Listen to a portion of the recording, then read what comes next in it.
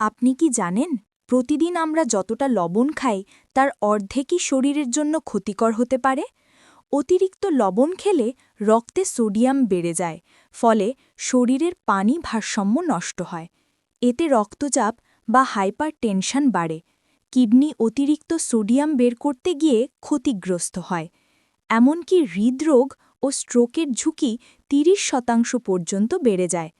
ডাক্তারদের মতে একজন প্রাপ্তবয়স্ক মানুষের দিনে সর্বোচ্চ ৫ গ্রাম লবণ খাওয়া নিরাপদ, অর্থাৎ ১ চা চামচেরও কম।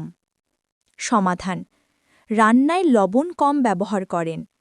ফাস্ট ফুড, চিপস, সস এসব এড়িয়ে চলেন। লেবু, ধনেপাতা বা কালোজিরা দিয়ে স্বাদ বাড়ান।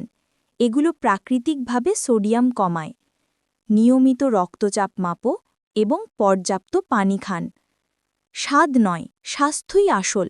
আজ থেকেই লবণ কমান, হার্টকে বাঁচান।